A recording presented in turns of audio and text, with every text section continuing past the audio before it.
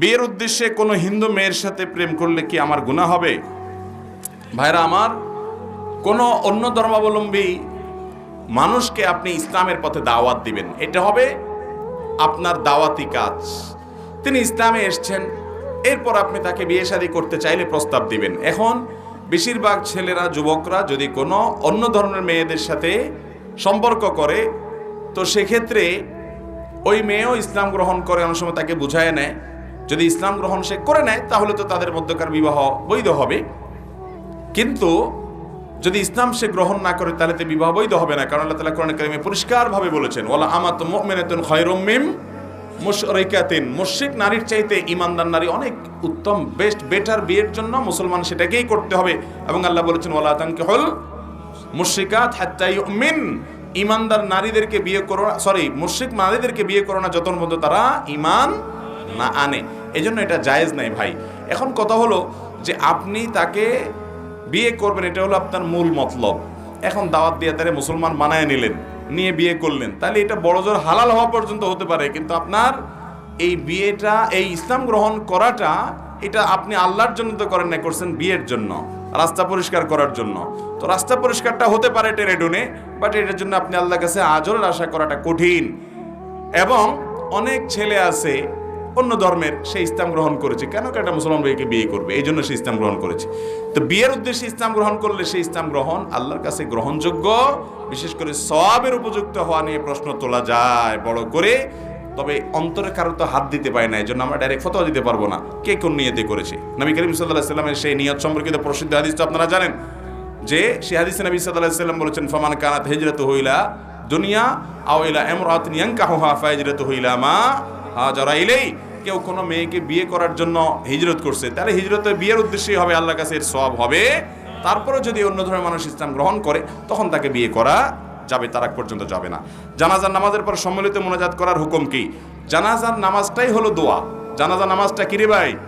পুরাটাই দোয়া। জানাজার সালাতটাই হলো দোয়া, এটা দোয়ার আয়োজন।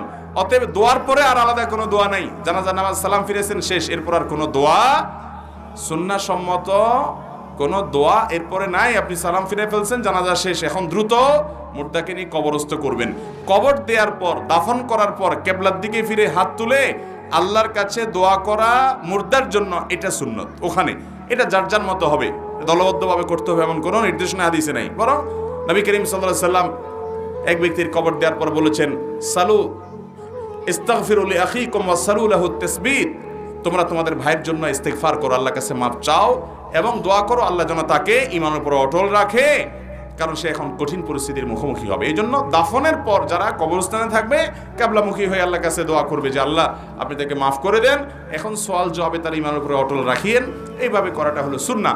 জানাজার পরে কোনো দোয়া সম্মিলিতভাবে আমাদের অনেক দেশে, অনেক গ্রামে, অনেক জেলাতে অনেকে করে থাকেন, এটা কোনো নবী সাল্লাল্লাহু আলাইহি সাল্লাম থেকে কোনোভাবে প্রমাণিত নয়। কোন যুবক আরশের ছায়া স্থান পাবে? আরশের নিচে স্থান পাবে যেই মানুষগুলো 7 শ্রেণীর মানুষ, এদের মধ্যে 2 শ্রেণীর মানুষই যুবক। যুবকদের সৌভাগ্য এত বেশি যে 7 শ্রেণীর মানুষ সম্পর্কে নবীজি বলেছেন, সাবআতুন ইউযিল্লুহুমুল্লাহু ফি যিল্লিহি ইয়াওমা লা যিল্লা ইল্লা যিল্লুহু। 7 শ্রেণীর মানুষকে আল্লাহ আরশের নিচে ছায়া দিবেন, সেদিন আল্লাহর ছায়া ছাড়া কোনো ছায়া থাকবে না। কিন্তু ওই 7 শ্রেণীর মধ্যে আবার 2টা শ্রেণী হলো যুবকদের দখলে। নাম্বার 1, শাবুন নাশাআ ফি ইবাদাতিল্লাহ। যেই যুবক তার যৌবনকাল ইবাদতে কাটায়, উল্টাপাল্টা হারাম পথে সে যায় না, বরং ইবাদত করতে করতে তার তারুণ্যকে ব্যয় করে সে পরিণত বয়সের দিকে যায়। যৌবনকালে ইবাদতের সৌভাগ্য নসিব হয়েছে যাদের, তাদেরকে আল্লাহ তাআলা আরশের নিচে ছায়া দিবেন ভিআইপি প্যান্ডেলে কিয়ামতের দিন, যেদিন মানুষ ইয়ানফসি ইয়ানফসি করে পাগলের মতো ছটফট করতে থাকবে, মাথার উপরে সূর্য থাকবে খুব কাছাকাছি এবং মানুষ অতিষ্ঠ থাকবে আল্লাহর এই কঠিন পরিস্থিতির মধ্যে পড়ে। সেদিন এই মানুষগুলো আরশের নিচে ভিআইপি প্যান্ডেলে আরামে থাকবে, টেরি পাবে না কি হচ্ছে। সে মানুষগুলোর ভিতরে এই যুবক, যে যুবক তার যৌবনকালকে ইবাদতে কাটায়, চেষ্টা করবো তো ইনশাআল্লাহ। আর ওই যুবক, যেই যুবককে, এটা অবশ্য সব বয়সের মানুষের জন্যই প্রযোজ্য, কিন্তু যুবকদের ক্ষেত্রে বেশি প্রযোজ্য দেখে আমি যুবকদের কথা বলছি, যেটি হলো কোনো সুন্দরী সুশ্রী নারী তাকে অফার করেছে রিলেশন করার জন্য। সে বলেছে, ইন্নী আখাফুল্লাহ, আমি জানি চাইলেই আমি তোমার সাথে রিলেশন করতে পারি, সমাজে অনেকেই করে, কিন্তু আমি আল্লাহকে ভয় পাই, হারাম, আল্লাহর কাছে জবাবদিহি করতে হবে। এই তারুণ্য সম্পর্কে জিজ্ঞাসা করা হবে ওয়া আন শাবাবিহি ফিমা আবলা, কিভাবে তার যৌবনকালকে কাটিয়েছে আলাদা জিজ্ঞাসা করা হবে। আমি কি জবাব দিব? আমি এই জন্য তোমার এই অফারকে বিনয়ের সাথে ডিনাই করে দিলাম। আমি বৈধ ভালোবাসা আমার স্ত্রীর জন্য আমি অপেক্ষা করছি। কোন যুবক যদি এরকম কোন অফারগুলোকে ডিনাই করে তার যৌবনকালকে কাটাতে পারে, সেও আরশের নিচে ছায়া পাবে চেষ্টা করা যাবে না যুবক ভাইরা ইনশাআল্লাহ। আর যদি ঢিলা হয়ে যান তো যেখানে যেটা পাবেন কাইত হয়ে যাবেন। মেরুদণ্ড যদি সোজা থাকে, স্ট্রং থাকে, সুস্থ যদি থাকেন, তাহলে হারামকে না করার মতো ইমানের শক্তি রাখবেন তো ইনশাআল্লাহ। আল্লাহ আমাদের তৌফিক দান করুক। হ্যাঁ, ভালো কথা। মেয়েরা যদি রিলেশন ফিরে দেয় তারাও পাবে ইনশাআল্লাহ। আল্লাহ তাআলা আমাদেরকে এই হারাম এবং অন্যায় অফারকে ফিরিয়ে দেওয়ার তৌফিক দান করুন। জানাজা সালাতের আগে মৃত ব্যক্তিটি কেমন উপস্থিত লোকদের কাছ থেকে সাক্ষ্য নেওয়ার শরীয়ী বিধান কি? ভাই, এরকম একটা ট্র্যাডিশন আমাদের দেশে আছে, মানুষ মারা যাওয়ার পরে দাঁড়ায় জিজ্ঞাসা করে, ভাই লোকটা কেমন ছিল? সবাই বলে ভালো ছিল। এই সবাই ভালো ছিল, লোকটা আসলে খারাপ ছিল, এই ভালো ছিল বলার কোনো মানে আছে? সবাই মিলে বললো লোকটা ভালো ছিল, আসলে লোকটা খারাপ ছিল, তো এই সবাই বলা বলিতে কিছু আসে? এই লোকটা যদি জীবদ্দশাতে আসলেই ভালো থেকে থাকে তাহলে সে আল্লাহর কাছে আজর পাবে, খারাপ হলে শাস্তি পাবে। এখানে মানুষ কি বললো বা না বললো তাতে কিছু আসে? জানাজার লাশকে রেখে দুনিয়ার আবল তাবল কাজ আমাদের দেশে করে। বিশেষ করে আপনার বিভিন্ন বক্তব্য, তার জীবনী আলোচনা, তার জীবনী চর্চা, তার জীবনের উপরে ছোটখাটো একটা সেমিনার হয়ে যায়, ঠিক কি না? অথচ নবী সাল্লাল্লাহু আলাইহি ওয়াসাল্লাম বলেছেন আসরিউ বিল জানাজা, দ্রুত জানাজা দিয়ে ফেলো, জানাজা দেরি করা যাবে না। এজন্য ভাইরা, জানাজার লাশকে সামনে রেখে খুব বেশি বিলম্ব করা উচিত না। আর এরকম কোনো কথা যে লোকটা কেমন ছিল ইত্যাদি সাক্ষ্য টাক্ষ্য নেওয়ারও কোনো সুন্নাহ সম্মত রীতি নাই। কোর্টের মাধ্যমে বিবাহ করা কি জায়েজ? এটার বৈধতা সম্পর্কে জানতে চাই। আপনি বিয়ে কি কোর্টে করছেন, না বাড়িতে করছেন, না খেতে করছেন, এটা ইস্যু না। ইস্যু হলো আপনি বিয়ের শর্তগুলো পূরণ করেছেন কিনা। বিয়ে বিশুদ্ধ হওয়ার জন্য শরীয়তে যে শর্তগুলো আছে, দুজন সাক্ষীর সামনে এক পক্ষ প্রস্তাব করবে, অপর পক্ষ কবুল বলবে, এটি পাওয়া গেছে কিনা। মোহর নির্ধারণ করবে, নির্ধারণ না করলে অটো মোহরে মিছিল নির্ধারিত হয়ে যাবে। এর মাধ্যমে বিবাহ সংগঠিত হবে। এখন কোর্টে গেছেন, সাক্ষী ছিল না, কাগজে কলমে বিয়ে করেছেন, সেখানে সাক্ষী নাই, তাহলে সেক্ষেত্রে বিয়ে হবে? অনেক সময় দেখা যায় ওই কোর্টে যখন প্রস্তাব সম্মতি দিছে তখন সাক্ষী ছিল না, পরে একজনের সাক্ষী হিসাবে সই করে দিছে, তাতেও বিয়ে। যখন প্রস্তাব এবং সম্মতি দিচ্ছেন তখন দুজন সাক্ষীর উপস্থিতি এবং তাদের সাক্ষ্য শোনা এটা শর্ত। এগুলো পাওয়া গেলে বিয়ে হয়ে যাবে। অতএব কোর্টে যদি এটুকু হয় বিয়ে হতে পারে। আল্লাহ এবং আপনার দোয়ায় ভালো আছি বলার হুকুম কি? এটা তো একজন ইমানদারের জন্য অসঙ্গতিপূর্ণ কথা, ইমানের সাথে অসঙ্গতিপূর্ণ কথা। এটা কোনো সঠিক কথা নয় যে আল্লাহ এবং আপনার দোয়ায় ভালো আছি। আল্লাহ আবার কার কাছে দোয়া করবে? নাউজুবিল্লাহ। আল্লাহর কাছে মানুষ দোয়া করবে, আল্লাহ আবার কার কাছে দোয়া করবে? বলতে হবে আল্লাহর দয়ায় ভালো আছি। আমরা অনেক সময় বলি যে আপনার দোয়ায় ভালো আছি। অনেক সময় কি, বেশিরভাগ ক্ষেত্রে মানুষের জিজ্ঞাসা করে ভাই কেমন আছেন, তো বলে কি আপনার দোয়ায় ভালো আছি। প্রথম কথা হলো যে আমি আপনার জন্য দোয়া করলাম, যে আপনি কেমনে জানলেন? এটা একটা কথার কথা হয়ে গেছে, তাই না? দ্বিতীয় কথা হলো আমার দোয়ায় আপনি ভালো আছেন, আমি দোয়া করছি, ভালো কথা, সেটা আবার আল্লাহ কবুল করে তাই আপনাকে ভালো রাখছে, এটা আপনি কিভাবে শিওর হলেন? এমনও তো হইতে পারে যে আরেকজনের দোয়া আল্লাহ কবুল করে আপনার ভালো রাখছে। যদিও এরকম বলার কারণে কি ঈমান হারা হয়ে যাবে না, এটা কোনো ঈমান ভঙ্গকারী কোনো বিষয়, এরকম কোনো জটিল বিষয় না। তারপরেও এটা বলার অসৌন্দর্য। এরকম না বলে আমরা বলবো আল্লাহর রহমতে ভালো আছি, আল্লাহর দয়ায় ভালো আছি। আমার ভালো থাকাটা নিসবত বা সম্পর্ক করব আল্লাহর দয়ার দিকে, কারোর দোয়ার দিকে। আসলে সব ক্ষেত্রে আমরা তেল মেরতে অভ্যস্ত। এক্ষেত্রেও যে জিজ্ঞেস করলো তার একটু খুশি করে দিলাম আর কি, যে আপনার দয়ায় ভালো আছি। আমরা আল্লাহর রহমতে ভালো আছি, আল্লাহর শুকর আদায় করব।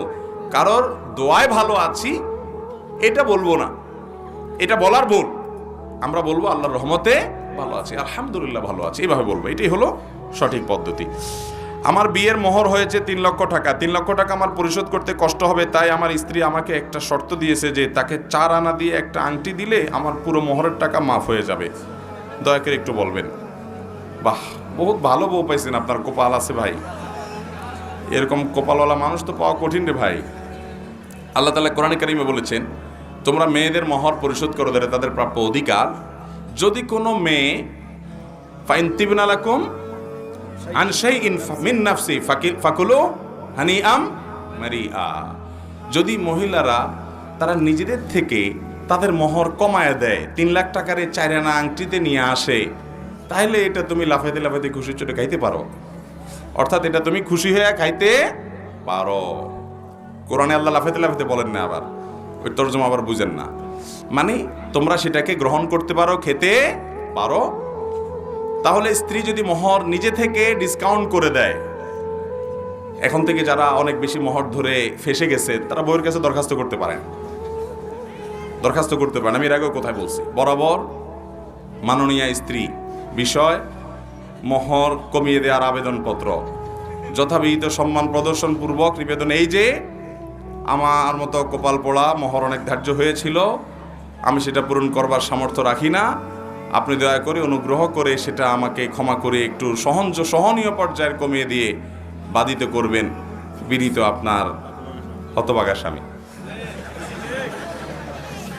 দরখাস্ত লিখতে হবে এমন কোনো কথা না, কিন্তু স্ত্রীর পাম্পটি দিয়ে হোক, যেমনি হোক, বাইরে রেখে তার কাছে যদি আদায় কমায় নিতে পারেন। আবার কমায় নেওয়াটা বাটপারি করে কমায় নেবেন না, সিন ক্রিয়েট করে কমায় নেয়। ওই যে বাসর রাতের কথা আমি প্রায় বলি, যে বাসর রাতে যায় বলে আরে মোহর তো অনেক দর্শে বুঝলাম, কিন্তু আমি কয়দিন পর ইটালি চলে যাব, কানাডা চলে যাব, আরে টাকাই টাকা, সব তো তোমারই, কি করবা তুমি? তখন বেচারি ইমোশনাল হয়ে বলে আরে আমার কিচ্ছু লাগবে না। তো এরকম মানে সিন ক্রিয়েট করে বেচারিরে ফান্দে ফেলায় নেবেন না। আপনি লিখিত দরখাস্ত করা লাগবে তা না, ওইটা আমি এমনি বললাম।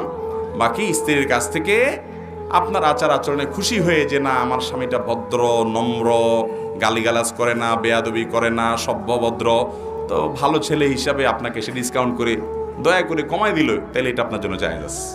অতএব 3 লাখ টাকার মোহর যদি স্ত্রী নিজে বলে ঠিক আছে 4 আনা আংটি দিয়ে দিলে আমি খুশি, আর 3 লাখের দাবি থাকবে না, তো সেটা হতে পারে, জায়েজ হবে। হ্যাঁ, সুন্দর প্রশ্ন। মোহর দিয়েছেন নি আপনি? পরিশোধ করছেন বোর মোহর?